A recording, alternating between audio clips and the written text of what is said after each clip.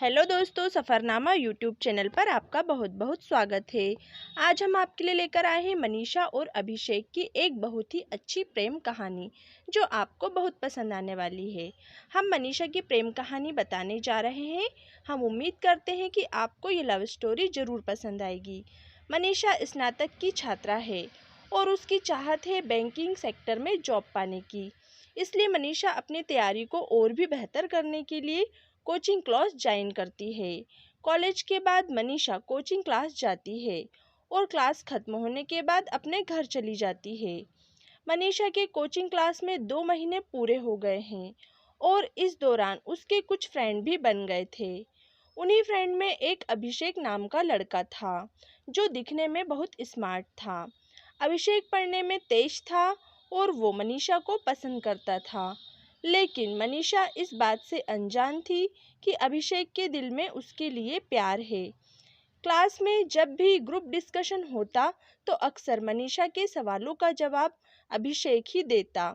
इस दौरान मनीषा के फ्रेंड्स को यह एहसास होने लगा था कि अभिषेक मनीषा को लाइक करता है। अभिषेक अपने दिल की बात मनीषा से कहना चाहता था, लेकिन कभी कहने की हिम्मत नहीं हुई। अब बैंक एग्ज़ाम का नोटिफिकेशन आ चुका था। 3 महीने बाद एग्ज़ाम होना था।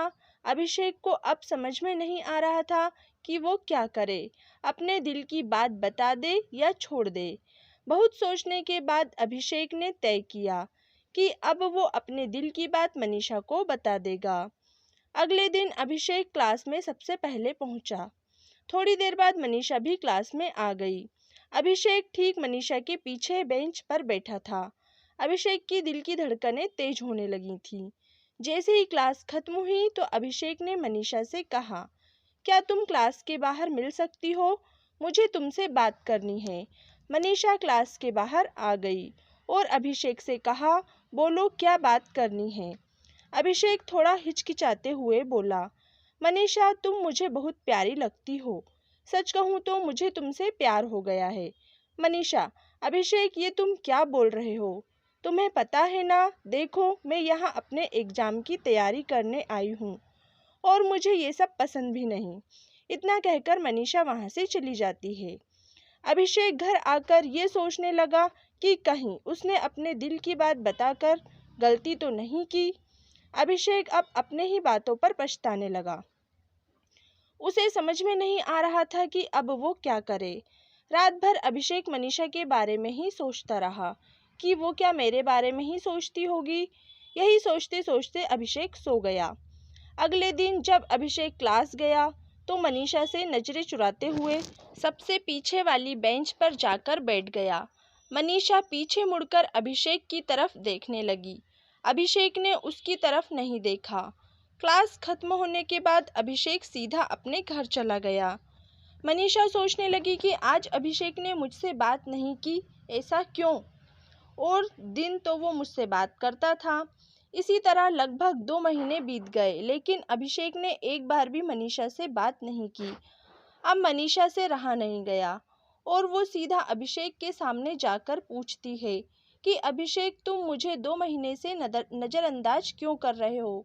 क्या तुम इसकी वजह बता सकते हो कि तुम ऐसा क्यों कर रहे हो? अभिषेक, मैं नहीं चाहता कि मेरी वजह से तुम्हारी तैयारी खराब हो, इसलिए मैं तुमसे दूर रहता हूँ।